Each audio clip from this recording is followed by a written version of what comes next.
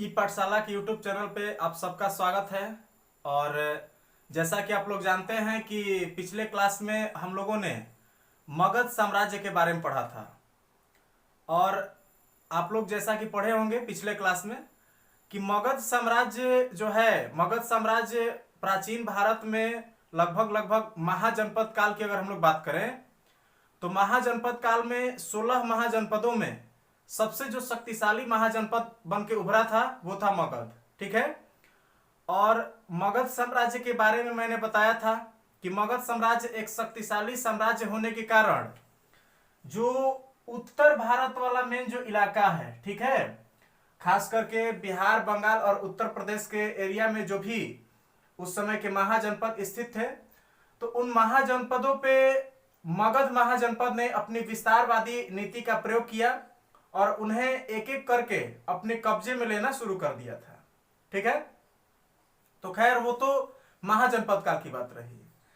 ठीक उसी समय जहां उत्तर भारत में मगध अपने साम्राज्य का विस्तार कर रहा था, उसी समय भारत का जो सबसे पश्चिमोत्तर जो क्षेत्र था, खास करके जो आप वर्तमान का जो पाकिस्तान है या फिर जो अफगानिस्तान वाला जो मेन एरिया है, तो उधर जो भी महाजनपद हुआ करते थे तो वो महाजनपद छोटे छोटे टुकड़ों में विभक्त थे और उनको एकीकृत करना किसी ने जरूरी नहीं समझा। मगध जो है, मगध उस समय महाजनपद काल में उत्तर भारत में ही सिमट कर रह गया था। यानी कि कहने का मतलब यह है कि मगध साम्राज्य जो है वो सिर्फ और सिर्फ उसका विस्तार कहां तक रह गया था उस समय। तो उस समय मगध साम्राज्य का विस्तार जो है वो सिर्फ और सिर्फ उत्तर भारत के क्षेत्र में रहा था।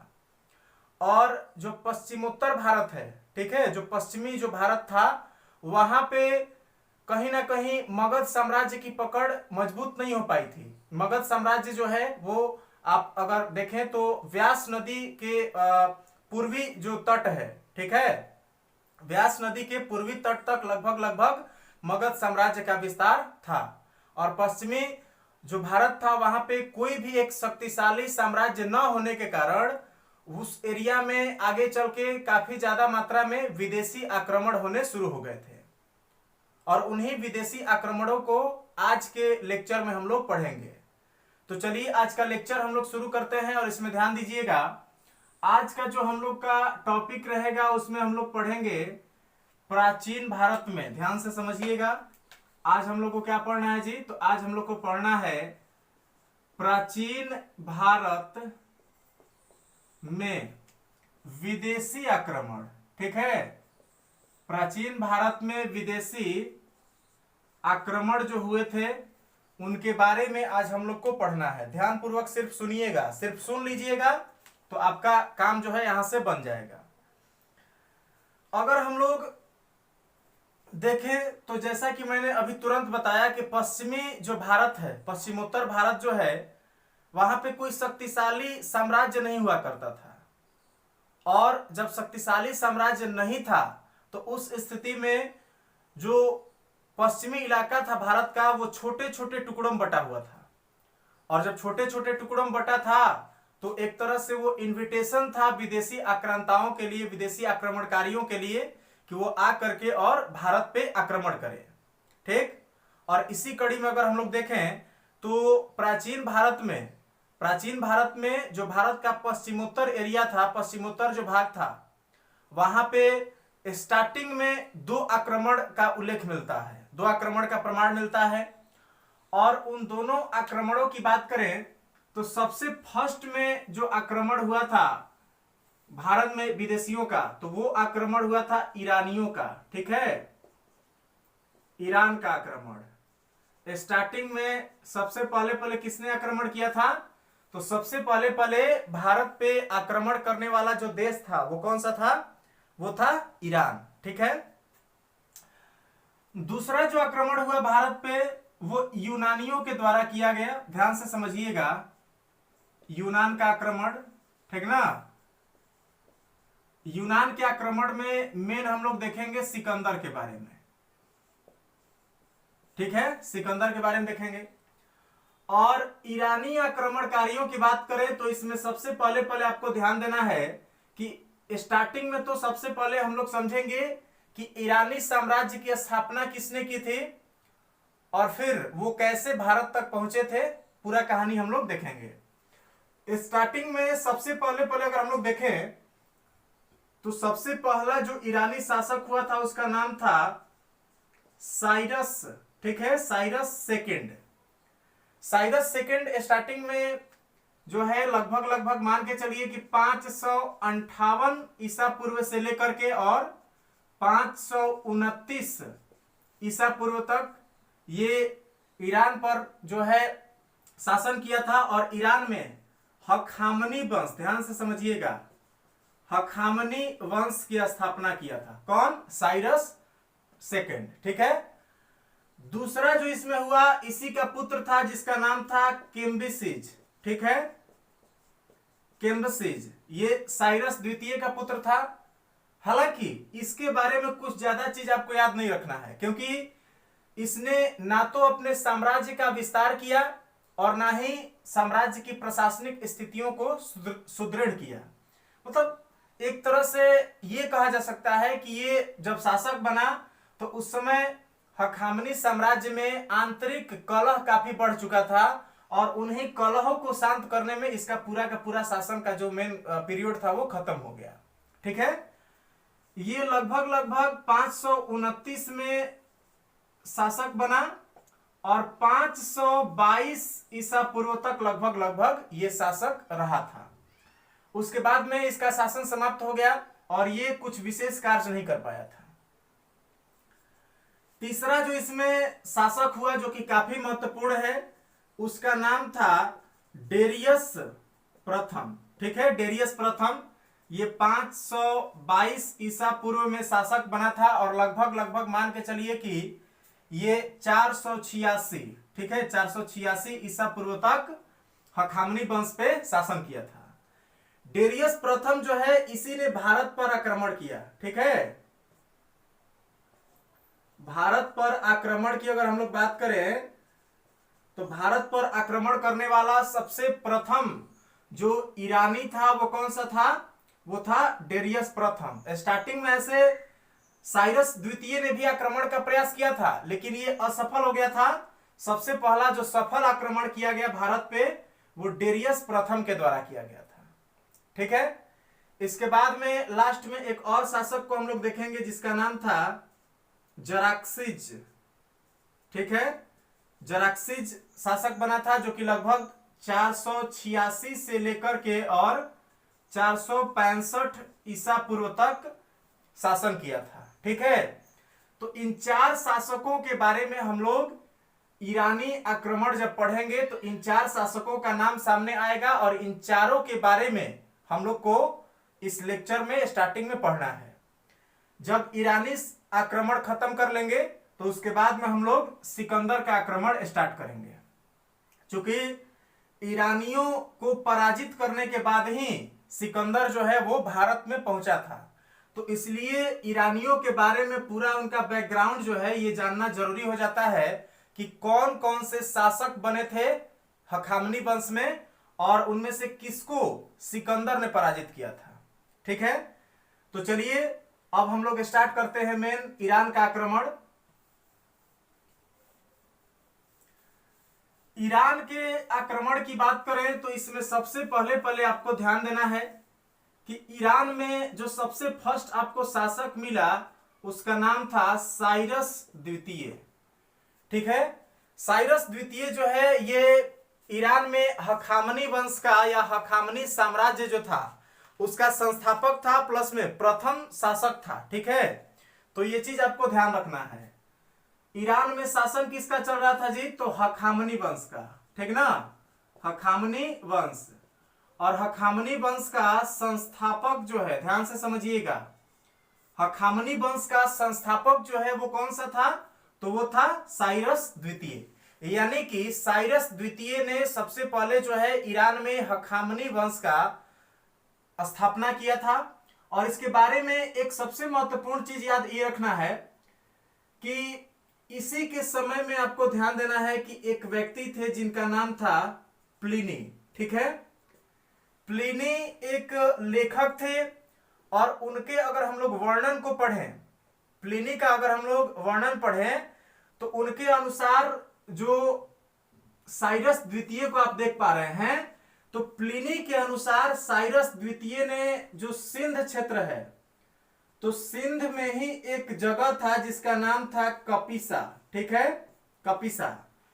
तो उनका ये मानना है, प्लिनी का ये मानना है, प्लिनी के वर्णन में ऐसा लिखा गया है कि साइरस द्वितीय ने स्टार्टिंग में भारत पे आक्रमण करने का प्रयास किया था। ठीक है, साइरस द्वितीय ने भारत पे आक्रमण करने का प्रयास किया था और संभवतः जो कपिसा नामक यहां पे जो आप स्थल देख पा रहे हैं, कपिसा जिसका नाम था, सिंध प्रांत में पड़ता था, तो उस पे इसने आक्रमण करके और उसको अपने अधिकार क्षेत्र में लिया था, उसको ध्वस्त भी किया था।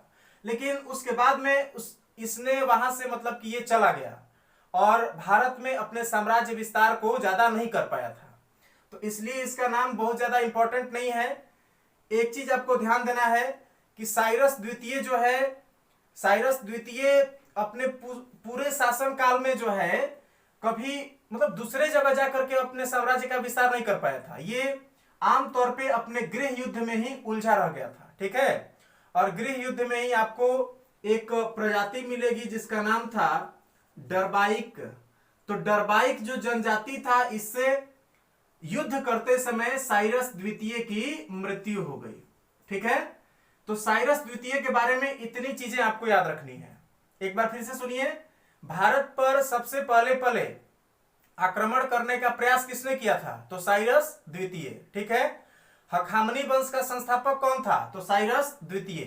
ठीक ना। इसके बाद में आपको ध्यान देना है कि प्लिनी के अनुसार कपिसा पर किस ईरानी ने आक्रमण किया था और उसे ध्वस्त किया था? तो वो भी कौन हो जाएगा? साइरस द्वितीय हो जाएगा। ठीक है, तो बस इतनी 2-3 चीजें आपको साइरस द्वितीय के बारे में याद रखना है। इसके बाद में जो मेन शासक बना था ईरानी साम्राज्य में, हखामनी साम्राज्य में, उसका नाम था डेरियस प्रथम। ध्यान से समझिएगा, जो दूसरा शासक बना था उसका नाम क्या था जी? तो डेरियस। ध्यान से समझिएगा थोड़ा सा, डेरियस प्रथम या इसी को दारा प्रथम भी कहा जाता है। ठीक है, डेरियस प्रथम या दारा प्रथम। ध्यान से समझिएगा थोड़ा सा। एक चीज और ध्यान दीजिए, साइरस द्वितीय और डेरियस प्रथम के बीच में इसका पुत्र जो है वो बना था शासक, जिसका नाम क्या था? कैम्बिसेज। ठीक है, कैम्बिसेज। तो कैम्बिसेज किसका पुत्र था? तो ये साइरस द्वितीय का पुत्र था। और कैम्बिसेज के बाद में जो शासक बना हखामनी साम्राज्य में, उसका नाम क्या था? डेरियस या दारा प्रथम। डेरियस की बात करें तो इसके बारे में सबसे पहली चीज तो आपको यही याद रखना है कि डेरियस प्रथम जो है ये भारत पर आक्रमण करने वाला प्रथम ईरानी था। ठीक ना, भारत पर आक्रमण करने वाला प्रथम ईरानी। आपसे ये बहुत ही बढ़िया प्रश्न पूछेगा कि भारत पर सबसे पहले किसने आक्रमण किया था? तो ईरानियों ने किया था। और ईरानियों में किसने किया था? तो वो कौन थे? डेरियस प्रथम या दारा प्रथम जो है उसने सबसे पहले भारत पे आक्रमण किया था और प्लस में सफल आक्रमण किया था। इसके बारे में एक चीज और आपको याद रखना है कि डेरियस प्रथम जो है, डेरियस प्रथम का एक सेनापति था जिसका नाम था स्काइलैक्स। ठीक है, स्काइलैक्स। स्काइलैक्स जो है इसने सिंधु नदी के सहारे जो है मकरान, ठीक ना, मकरान तट और प्लस में जो अरब के तट हैं, तो मकरान और अरब के तटों पर पहुंचने वाला जो मेन ईरानी सेनापति था वो कौन था? स्काइलैक्स था। और स्काइलैक्स ने मतलब कि ये एक तरह से ऐसा मान सकते हैं कि स्काइलैक्स जो है इसके लिए मार्ग जो है वो भी खोजता था। ठीक ना, तो स्काइलैक्स डेरियस प्रथम का सेनापति था जिसने की मकरान और अरब तट की खोज की थी। ठीक है, इसके बाद में बहुत ज्यादा इसके बारे में भी आपको याद नहीं रखना है। इसका जो सबसे पहला आक्रमण हुआ था वो हुआ था गांधार के ऊपर। ठीक है, जो डेरियस प्रथम है इसका प्रथम आक्रमण जो है, ध्यान से समझिएगा, इसका प्रथम आक्रमण जो है ये हुआ था गांधार के ऊपर। ठीक ना, डेरियस प्रथम का सबसे पहला आक्रमण गांधार के ऊपर हुआ था, और गांधार जो है उस समय वर्तमान के अफगानिस्तान के एरिया में पड़ता था। और इसका वर्णन जो है हेरोडोटस की जो मतलब कि हिस्टोरिका बुक लिखा गया है, तो हेरोडोटस के द्वारा लिखे गए हिस्टोरिका में इस घटना का वर्णन किया गया है। ठीक है, तो ये चीजें थी जो आपको डेरियस प्रथम या दारा प्रथम के बारे में याद रखना है। एक बार फिर से इसको रिवीजन करते हैं, कौन कौन से प्रश्न बनेंगे, तो ध्यान से समझिएगा। भारत पर आक्रमण करने वाला सबसे प्रथम जो ईरानी आक्रमणकारी था वो कौन था यहां पे, तो डेरियस प्रथम, इसने सफल आक्रमण किया था। डेरियस प्रथम को दारा प्रथम के नाम से भी जाना जाता है। और इसमें ध्यान देना है कि डेरियस प्रथम ने सबसे पहला आक्रमण जो है भारत के किस स्थान पे किया था, तो वो था गांधार। ठीक है, तो इतना चीज आप अगर ठीक ठाक कर ले रहे हैं तो डेरियस प्रथम से संबंधित आपका प्रश्न नहीं छूटेगा। ठीक है, तो इतना हम उम्मीद करते हैं कि याद हो गया होगा। जल्दी से इसको एक बार स्क्रीनशॉट लीजिए, उसके बाद में हम लोग आगे बढ़ते हैं।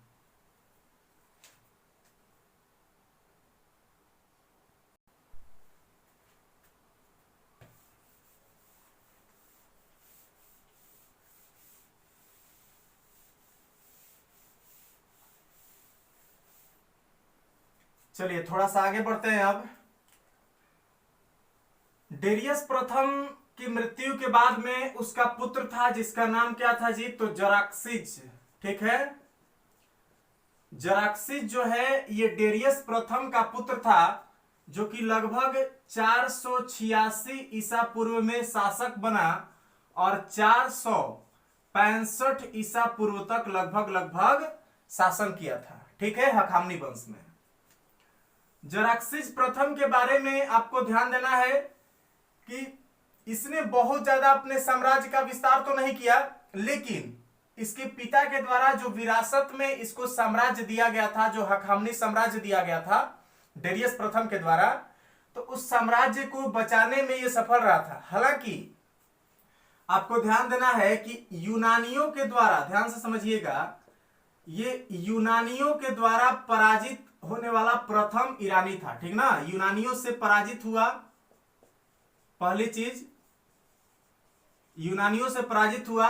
और इसके बारे में सबसे खासियत यह है कि इसने अपनी सेना में भारतीयों को शामिल किया। ठीक है, भारतीयों को सेना में शामिल किया, यानी कि भारत के एरिया में जो भी मतलब कि इसका क्षेत्र था, तो उन क्षेत्रों में जो भी सेना रखा गया था, तो उस सेना में इसने भारतीयों को शामिल करने को प्राथमिकता दिया और भारतीयों को शामिल किया था। ठीक है, तो सेना में भारतीयों को शामिल करने का सबसे पहला प्रयास किस ईरानी ने किया था, तो वो था जराक्सिज।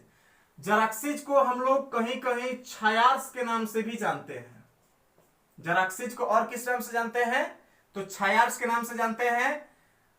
अपनी सेना में सबसे पहले भारतीयों को शामिल करने वाला कौन सा ईरानी शासक था, तो वो भी कौन हो जाएगा, जराक्सिज हो जाएगा।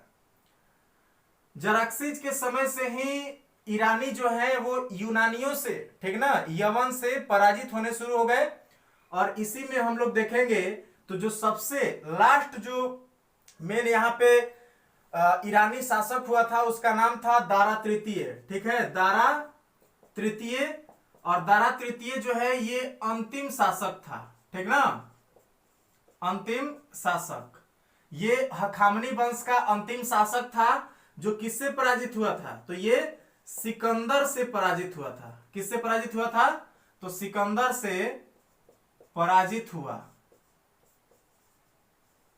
सिकंदर से पराजित हुआ था। यह चीज आपको ध्यान देना है। और सिकंदर से जिस जो युद्ध हुआ था इसका, उस युद्ध को हम लोग औरावेला, ध्यान से समझिएगा, औरावेला या गौगावेला, ठीक ना, औरावेला या गौगावेला के युद्ध के नाम से जानते हैं। तो चलिए एक बार फिर से रिकॉल करते हैं। भारतीयों को सेना में शामिल करने वाला प्रथम ईरानी शासक कौन था, तो वो था जराक्सिज या छयार्स। ठीक है, यूनानियों से पहले पराजित होने वाला ईरानी शासक कौन था, तो वो भी कौन हो जाएगा, जराक्सिज या छयार्स हो जाएगा। हखामनी वंश का सबसे अंतिम शासक कौन था, तो वो था दारा तृतीय। ठीक है, दारा तृतीय को किसने पराजित किया था? तो वो थे यहाँ पे सिकंदर, ठीक है ना। सिकंदर ने दारा तृतीय को पराजित किया था और दारा तृतीय से सिकंदर का जो युद्ध हुआ था उस युद्ध को हम लोग अरावेला या गौगावेला के युद्ध के नाम से जानते हैं, ठीक है। चलिए, तो इतनी बातें थी जो कि ईरानियों से संबंधित थी। ईरानियों के बारे में एक चीज और हम लोग को ध्यान देना है कि ईरानी जब भारत में आए तो इनका भारत में आगमन का कुछ प्रभाव भी पड़ा था।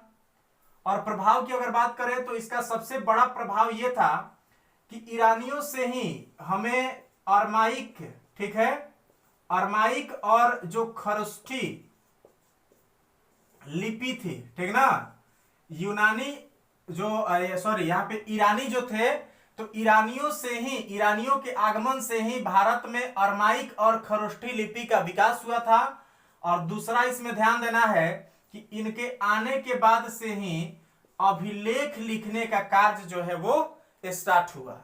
यानी कि ईरानियों के आक्रमण के ये दो प्रभाव प्रमुख हैं। पहला ये कि अरमाइक और खरोष्ठी लिपि का विकास, और दूसरा अभिलेख लिखने की शुरुआत जो है वो ईरानियों के भारत में आगमन से माना जाता है, ठीक है। तो इतनी बातें आपको याद होनी चाहिए। इसके बाद में आपका यहां से क्वेश्चन जो है वो आसानी से एकदम बन जाएगा, ठीक है। चलिए, इसके बाद में अब हम लोग सिकंदर के बारे में पढ़ेंगे। पहले आप इसका एक स्क्रीनशॉट लीजिए।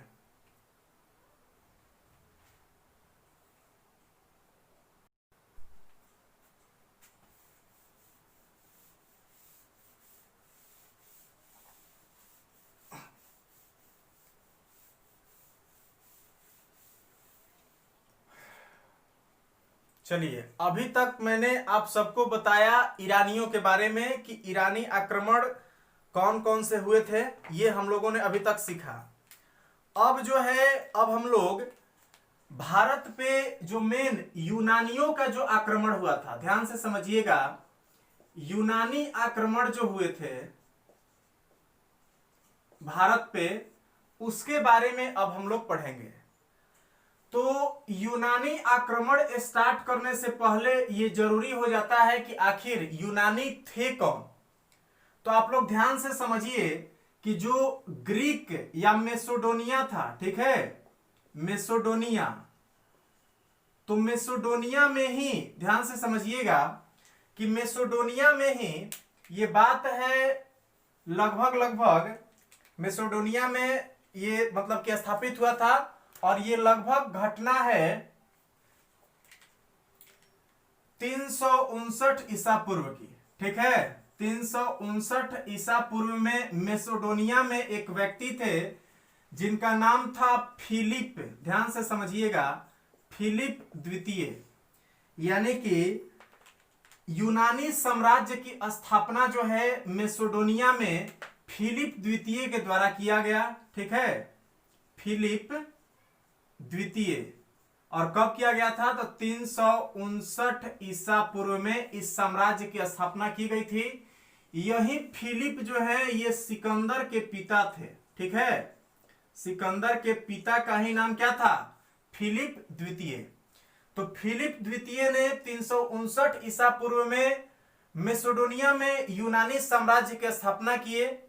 और इसमें सबसे जरूरी बात यह है कि अभी इन्होंने स्थापना किया ही था, अपने साम्राज्य का विस्तार करना शुरू ही किए थे, तभी की बात है कि 336 ईसा पूर्व में इनकी हत्या हो गई। फिलिप जो द्वितीय है, इनकी हत्या कब हुई?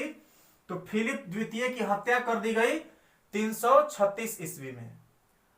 और चूंकि 336 ईस्वी में जब फिलिप द्वितीय की हत्या हुई तो उस समय सिकंदर की आयु जो है, आपको हम बता दें कि सिकंदर जो है ये लगभग उस समय 20 वर्ष का था, ठीक है। सिकंदर उस समय कितने वर्ष का था? तो ये 20 वर्ष का था। ये चीज आपको ध्यान रखना है। तो चलिए ध्यान से समझिएगा। अब हम लोग मेन सिकंदर से कहानी लेके चलेंगे। सिकंदर ही चूंकि भारत पे आक्रमण किया था, भारत पर आक्रमण करने वाला यूनानी शासक जो था वो सिकंदर ही था। तो ये मेन हम लोग को अब समझना है कि सिकंदर से संबंधित कौन कौन से प्रश्न पूछे जा सकते हैं। तो सबसे पहले तो हम लोग सिकंदर का जो बेसिक इंट्रोडक्शन है वो देखेंगे। पिता का नाम यहाँ पे आप देख पा रहे हैं कि सिकंदर के पिता का नाम क्या था? तो वो था फिलिप। इसके बाद में कभी कभी सिकंदर के जो गुरु थे तो उनका भी नाम पूछेगा। सिकंदर के गुरु जो थे उनका नाम था अरस्तु। ठीक है, अरस्तु सिकंदर के गुरु थे। इन्हें बायोलॉजी का जनक के नाम से भी हम लोग जानते हैं, तो यह चीज आपको ध्यान रखना है। सिकंदर को काफी अन्य उपाधियां भी दी गई थी। सिकंदर को ही अलेक्जेंडर, ठीक है, अलेक्जेंडर द ग्रेट, सिकंदर को अलेक्जेंडर द ग्रेट प्लस में अलेक्जेंडर मेसिडोनियन भी कहा जाता है। Macedonian, Alexander Macedonian, Alexander the great, या फिर इसी को अलेक्जेंडर थर्ड के नाम से भी हम लोग जानते हैं। तो ये इसके नाम रहे। सिकंदर के नाम कौन कौन से? तो सिकंदर के नाम मिलते हैं Alexander the great, Alexander Macedonian और अलेक्जेंडर थर्ड। ठीक है, तो ये इसके मेन जो बेसिक चीजें थी वो थी। सिकंदर का जो मेन राज्याभिषेक हुआ, सिंहासनारोहण जो हुआ, ये 336 ईसा पूर्व में इसका सिंहासनारोहण हुआ था। ठीक है, यानी कि ये मेसिडोनिया की गद्दी पे कब बैठा था? तो 336 ईस्वी में बैठा था। और इसमें एक चीज और कि 356 ईसा पूर्व, ठीक है, 356 ईसा पूर्व में सिकंदर का जन्म हुआ था। ठीक है, सिकंदर का जन्म कब हुआ था? तो 356 ईसा पूर्व में। और ये गद्दी पर कब बैठा? 336 ईसा पूर्व में, जब इसके पिता की हत्या कर दी गई। ठीक है, यानी कि ये 20 वर्ष की आयु में मेसिडोनिया की गद्दी पे बैठा था। ठीक है, एक चीज आपको ध्यान देना है कि फारसी भाषा की अगर हम लोग बात करें तो फारसी भाषा में सिकंदर को अगर हम लोग देखें तो फारसी भाषा में सिकंदर को एस्कंदर ए मकदूनी कहा जाता है। ठीक है, एस्कंदर ए मकदूनी, एस्कंदर ए मकदूनी आपसे पूछेगा कि किसको ये उपाधि दिया गया था, या आपसे ये पूछ सकता है कि फारसी में सिकंदर को क्या कहा जाता है। तो फारसी में सिकंदर को एस्कंदर ए मकदूनी कहा गया है। जबकि अगर हम लोग हिंदी भाषा की बात करें, ये किसमें कहा गया है? तो ये कहा गया है फारसी में। और अगर हम लोग हिंदी भाषा की बात करें कि हिंदी में इसको क्या कहा गया है, तो हिंदी में इसको अलछेंद्र कहा गया है। हिंदी में इसको क्या कहा गया है? तो हिंदी में सिकंदर को अलछेंद्र कहा गया है। ठीक है, तो ये इससे संबंधित बेसिक बातें थी जो मैंने आपको बताया। अब हम लोग देखेंगे सिकंदर से संबंधित और मेन इसके विजय अभियान जो थे वो अब हम लोग देखेंगे।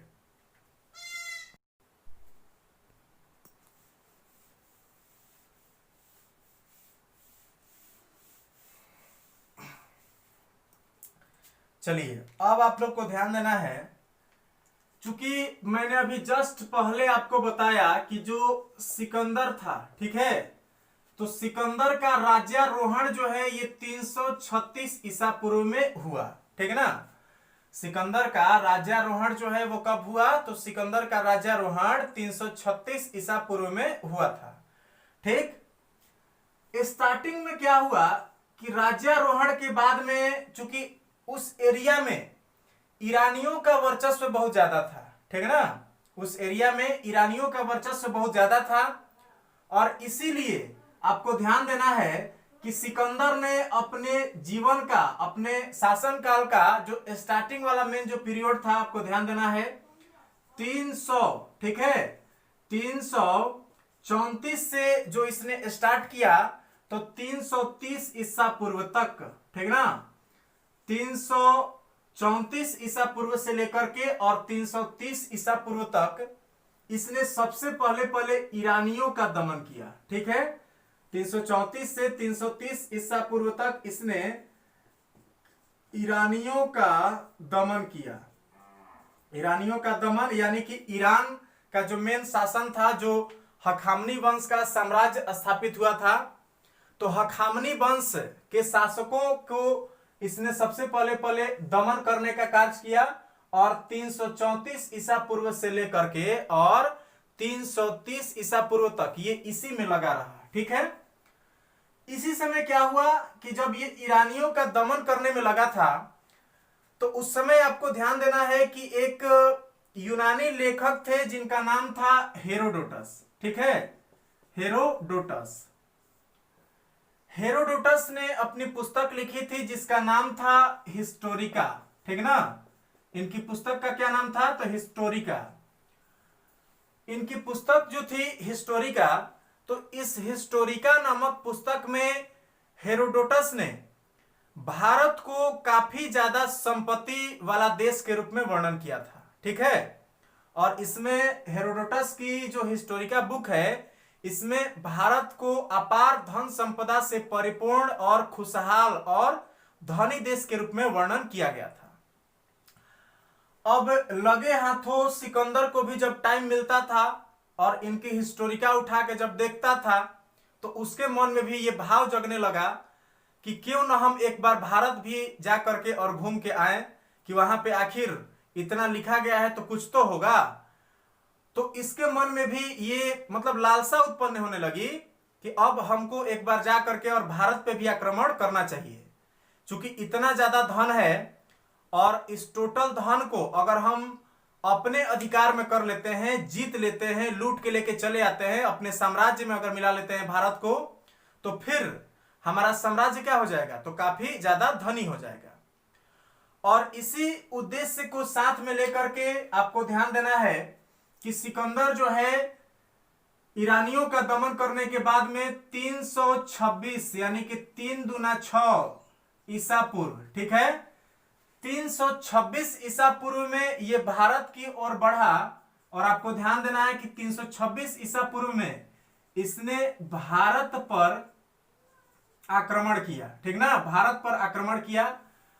और भारत पर जो इसका सबसे पहला आक्रमण हुआ था, इसमें आपको ध्यान देना है कि भारत पर जो सिकंदर का सबसे पहला आक्रमण हुआ था, ये आपको ध्यान देना है कि ये हुआ था तक्षशिला के विरुद्ध। ठीक है, ये किसके विरुद्ध हुआ था? तो ये तक्षशिला के विरुद्ध हुआ था। और तक्षशिला के उस समय के शासक जो थे उनका नाम था आम्बी। ठीक है, तक्षशिला के शासक कौन थे? तो वो थे आम्बी। तो सिकंदर का जब भारत पे तक्षशिला पे आक्रमण हुआ, तो उस समय जो तक्षशिला के शासक आम्बी थे, इन्होंने समर्पण कर दिया। ठीक है, समर्पण कर दिए। तक्षशिला के जो शासक थे आम्बी, इन्होंने समर्पण कर दिया। और एक चीज आपको ध्यान देना है कि तक्षशिला से ही सटा हुआ एक और राज्य था जिसका नाम था पौरव। ठीक है, पौरव, या इसी को हम लोग पुरु के नाम से भी जानते हैं। पुरु या पौरव मेन आपको याद रखना है। ये तक्षशिला के बगल में था। तक्षशिला पे सबसे पहला आक्रमण हुआ सिकंदर का। और सबसे महत्वपूर्ण क्वेश्चन यहाँ पे एक और बनेगा कि भारत में सिकंदर किस दर्रे से आया था? तो आपको ध्यान देना है कि अफगानिस्तान के बेल्ट में जो हिंदू कुश पर्वत श्रृंखला है, तो हिंदू कुश पर्वत श्रृंखला में ही एक दर्रा है जिसका नाम क्या है जी? तो खैबर दर्रा। तो इस खैबर दर्रे से ही सिकंदर जो है वो भारत में प्रवेश किया था। और भारत में आने के बाद में इसका सबसे पहला जो आक्रमण हुआ, ये तक्षशिला के ऊपर हुआ था। और तक्षशिला पे जब इसका आक्रमण हुआ, तो यहाँ के शासक आम्बी ने इसके सामने समर्पण कर दिया और इसकी मदद करने की, इससे मतलब कि डील किया कि हम आपकी मदद भारत को जीतने में करेंगे। ठीक है, जैसे ही आम्बी कुमार समर्पण किया, तो इसने आम्बी कुमार के साथ में मिल करके और जो पौरव राष्ट्र था, तो पौरव राष्ट्र पर इसने आक्रमण कर दिया। ठीक है, पौरव राष्ट्र पर आक्रमण कर दिया।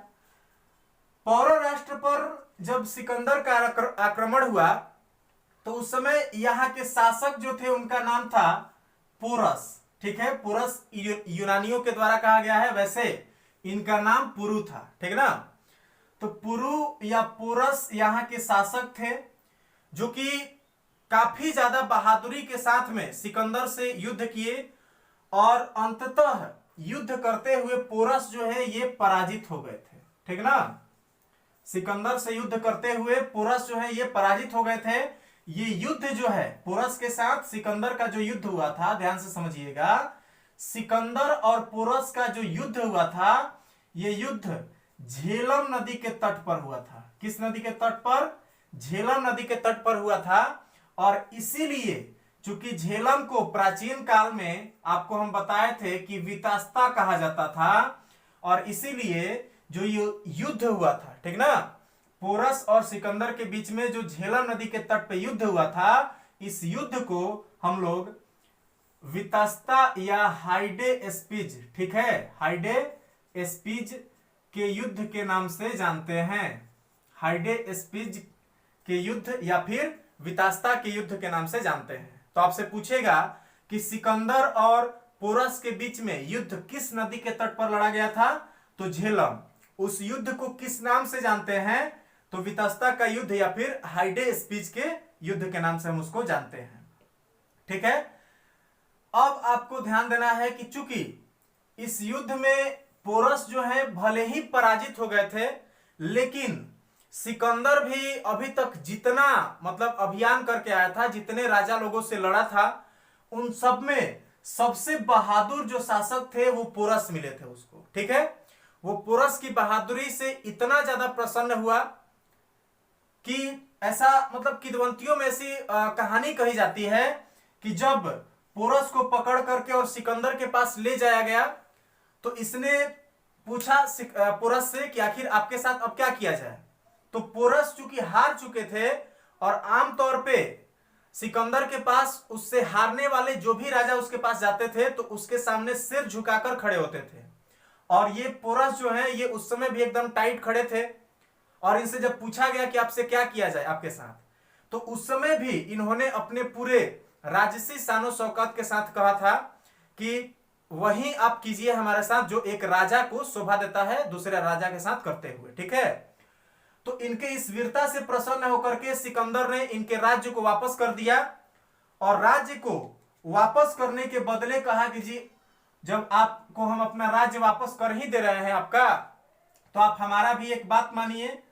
और आपको ध्यान देना है कि उसने भारत में 2 नगर स्थापित किए, जिसमें से एक था बुकेफाल, ठीक है, और दूसरा था निकाइया। ठीक ना, निकाइया और बुकेफाल जो है ये 2 शहर स्थापित किए थे। बुकेफाल शहर जो था ये सिकंदर का एक घोड़ा था जिसका नाम था बुकेफाल। तो उस घोड़े की मतलब जहां पे मृत्यु हुई थी, यानी कि सिकंदर के घोड़े की जहां पे मृत्यु हुई थी उस स्थान पे उसने बुकेफाल शहर की स्थापना करवाया। और जो पोरस से उसने विजय प्राप्त किया था, तो उस विजय के उपलक्ष्य में, ठीक ना, पोरस पर विजय के उपलक्ष्य में इसने निकाइया नामक शहर की स्थापना की।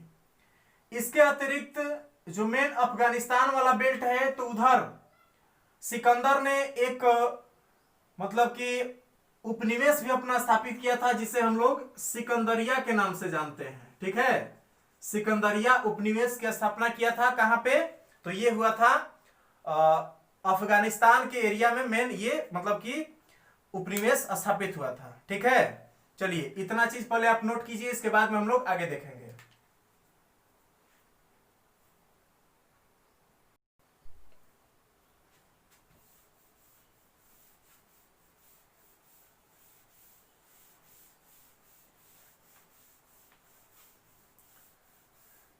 चलिए ध्यान से सुनिएगा। अब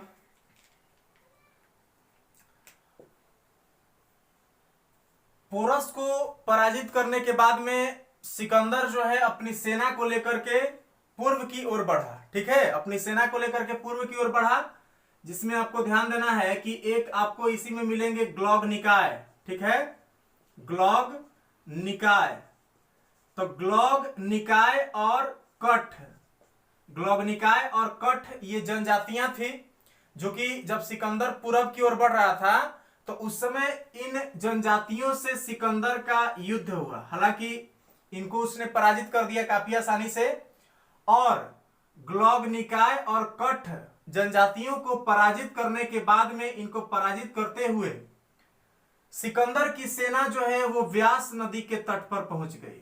ठीक है, सिकंदर की सेना कहां पहुंच गई, व्यास नदी के तट पर। और व्यास नदी के तट पर पहुंचने के बाद में सिकंदर की सेना इतना ज्यादा थक चुकी थी कि उसने व्यास नदी को पार करने से मना कर दिया। ऐसा भी कहा जाता है कि चूंकि व्यास नदी के पूर्वी जो छोर था, पूर्वी जो तट था, तो व्यास नदी के पूर्वी तट तक जो महाजनपद कालीन जो सबसे शक्तिशाली राज्य था, सबसे शक्तिशाली जो महाजनपद था, मगध महाजनपद, जिसमें कि शुंग वंश का शासन स्थापित था। तो उस शुंग साम्राज्य सॉरी जो यहाँ पे नंद वंश, ठीक है, तो जो महाजनपद कालीन मगध साम्राज्य में जो नंद वंशीय साम्राज्य जो था, तो उस साम्राज्य की जो सबसे लास्ट जो सीमा थी, पश्चिमी सीमा जो थी, वो व्यास नदी के पूर्वी तट तक थी, ठीक है। तो इसके कारण भी जो मतलब सिकंदर की सेना थी, ऐसा कहा जाता है कि सिकंदर की सेना जो है उसने पोरस नामक एक छोटे से राजा की सेना से लड़के ही भारतीयों की जो वीरता थी, उस वीरता को सिकंदर की सेना ने काफी अच्छे तरीके से समझ लिया था कि भारतीय लोग जो हैं वो अन्य लोगों की तरह कमजोर नहीं है और ये युद्ध कला में काफी ज्यादा निपुण है। और इसी में आपको ध्यान देना है कि एक यूनानी लेखक है जिनका नाम है एरियन, ठीक है, नाम क्या है जी, तो उनका नाम था एरियन। एरियन ने भारतीयों के युद्ध कला से प्रभावित होकर के ऐसा लिखा है अपनी रचना में कि भारतीय जो हैं उस समय के जो भी तत्कालीन जन थे, जितने भी तत्कालीन जनों पर सिकंदर का आक्रमण हुआ था, तो उन सभी तत्कालीन जनों में भारतीय जो है ये युद्ध कला में कहीं बहुत ज्यादा निपुण थे, जिसका एग्जाम्पल जो है पोरस के साथ युद्ध करते समय सिकंदर की सेना को काफी अच्छे तरीके से मिल चुका था, ठीक है। तो पोरस की सेना से एक तरह से युद्ध करके ही सिकंदर की सेना पूरी तरह से भयभीत हो चुकी थी। प्लस में लगातार 10 वर्षों से सिकंदर जो है इसी सेना को लेकर के और विजय अभियान करते जा रहा था, जिसके कारण कि इसकी सेना में जो सैनिक थे रोगग्रस्त हो चुके थे, प्लस में बहुत ज्यादा थक चुके थे। और अंततः व्यास नदी के तट पर आने के बाद में सिकंदर की सेना ने नदी को पार करने से मना कर दिया कि जी हुजूर अब रहने दीजिए, अब बस की बात नहीं है, अब हम लोग आगे नहीं जा सकते हैं। क्योंकि उन्हें भी पता था कि आगे अब छोटे छोटे राजा मिलने वाले नहीं हैं, आगे जो राजा मिलने वाला है वो काफी ज्यादा शक्तिशाली और साथ ही साथ काफी ज्यादा क्रूर शासक है, जिसका नाम था धनानंद। तो इसलिए भी जो सिकंदर की सेना थी वो पीछे हट गई, ठीक है। और अंततः ऐसा कहा जाता है कि सिकंदर की सेना ने जब नदी को पार करने से मना कर दिया, तो सिकंदर ने काफी दुख के साथ कहा था कि मैं कायर और भयभीत, जो मतलब कि रगों में एक तरह से मतलब बहादुरी का संचार करना चाहता हूं, जो कि मतलब कि डर चुके हैं, ठीक ना। अपने सैनिकों के लिए इसने ऐसा कहा था, तो ये ऐसा कहा जाता है, ठीक है। इसके बाद में क्या हुआ कि जब व्यास नदी को पार करने से इसकी सेना ने मना कर दिया, तो अब सिकंदर के सामने एक ही ऑप्शन था कि भाई अब जो है अब तो आगे तो बढ़ नहीं सकते हैं, तो पीछे खिसकिए। और इसी में हम लोग देखें तो यहां पे सिकंदर ने अपनी सेना को 2 भागों में बांट दिया, और 2 भागों में बांटने के बाद में एक जो पार्ट था सेना का, जो एक टुकड़ी था, उसको जल मार्ग से इसने वापस भेज दिया, ठीक है। और जल मार्ग से जिस सेना को इसने वापस भेजा उसका नाम जो है, मतलब उसका जो सेनापति था उसका नाम था निर्याकस, ठीक है।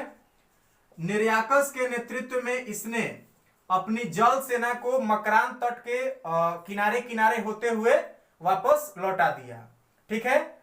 और इसके बाद में जो स्थल मार्ग से जो सेना इसकी लौटी, स्थल मार्ग, तो स्थल मार्ग से जो इसकी सेना लौटी उसका नेतृत्व जो किया, जो इसके थल सेनापति थे, उसका नाम था क्रेटेरस, ठीक है। क्रेटेरस जो है उसके नेतृत्व में इसने स्थल मार्ग से अपने थल सेना को वापस रवाना कर दिया। और इसी में ऐसा कहा जाता है कि सिकंदर जो है वापस लौटते समय ही बेबीलोन में, ध्यान से समझिएगा, बेबीलोन जो है, तो बेबीलोन में सिकंदर भारत से वापस लौटते समय इसके मृत्यु हो गई, ठीक ना।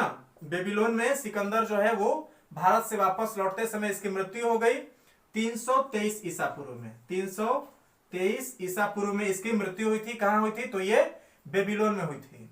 एक चीज और आपको ध्यान देना है कभी कभी आपसे ये भी पूछ सकता है कि सिकंदर का जो अंतिम विजय था वो किसके खिलाफ था। तो आपको ध्यान देना है कि एक पाटल राज्य है, तो पाटल राज्य के खिलाफ ही सिकंदर का जो सबसे अंतिम विजय अभियान था वो हुआ था। ठीक है, ये भी प्रश्न पूछ सकता है कि सिकंदर के साथ कौन कौन से मतलब कि लेखक जो हैं वो भारत में आए हुए थे, तो उनसे संबंधित भी प्रश्न पूछेगा। तो आपको ध्यान देना है कि जो एक तो आपका ये निर्याकस जो है यही एक मतलब कि आगे चल के काफी ज्यादा मतलब कि जो रचनाएं हैं वो इसने किया। इसके बाद में इसी में एक मिलेंगे आपको अरिस्टोबुलस। ठीक है, अरिस्टोबुलस, और इसी में आपको ध्यान देना है आने सिक्रिटस। ठीक है, आने सिक्रिटस, सिक्रिटस। तो आने सिक्रिटस, अरिस्टोबुलस और निर्याकस ये सिकंदर के साथ भारत में आने वाले लेखक थे। ठीक है, और इसके बाद में थोड़ा सा और 2 मिनट का बात है, सुनिएगा ध्यान से। इसी समय यह भी प्रश्न पूछेगा कि आखिर प्रभाव क्या रहे यूनानियों के भारत आगमन का।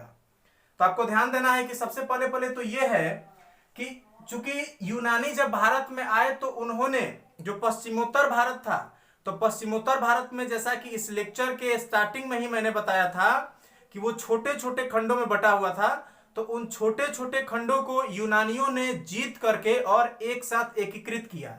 यानी कि जो सबसे पहला जो प्रभाव रहा वो तो हुआ कि पश्चिमोत्तर, ठीक ना, पश्चिमोत्तर भारत का एकीकरण। ठीक है, पश्चिमोत्तर भारत के एकीकरण का मार्ग इससे प्रशस्त हुआ।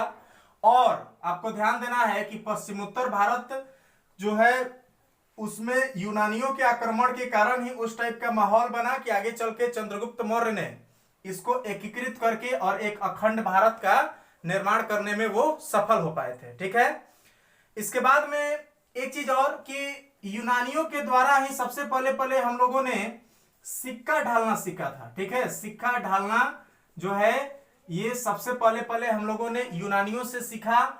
और जो उलुक शैली, ठीक है, उलुक शैली के जो सिक्के हैं, ये पूछेगा आपसे कि उलुक शैली के सिक्के मतलब कि उलुक शैली के सिक्कों पर किसका प्रभाव झलकता है, तो यूनानी शैली का प्रभाव झलकता है। ठीक है, और इसके बाद में एक चीज और आपको याद रखना है कि भारत में उस समय मूर्ति कला की जो कला थी उसको हम लोग मथुरा कला के नाम से जानते थे। ठीक है, मथुरा कला। और मथुरा कला में जब यूनानी शैली जो है मूर्ति कला की, ये जब मिल गई तो इन दोनों शैलियों को मिला करके जिस नई मूर्ति कला शैली का विकास हुआ तो उस शैली का नाम था गांधार शैली। ठीक है, तो गांधार शैली की मूर्ति कला का विकास जो है वो भी यूनानियों के भारत पर आक्रमण का ही प्रभाव था। तो इस तरह से ये प्रभाव रहे थे यूनानियों के भारत में आगमन के, जो अभी हम लोगों ने देखा। ठीक है, हम उम्मीद करते हैं कि आपको ये वीडियो काफी अच्छा लगा होगा। अगर आपको वीडियो अच्छा लगा हो तो आप अपने दोस्तों के साथ इसको शेयर कीजिए और वीडियो को लाइक करना मत भूलिएगा। ठीक है, और अगर आप हमारे चैनल पे नए आए हुए हैं, ठीक है, तो आप हमारे चैनल को सब्सक्राइब कर दीजिए जिससे कि आपको हमारे वीडियोज के बारे में रेगुलर अपडेट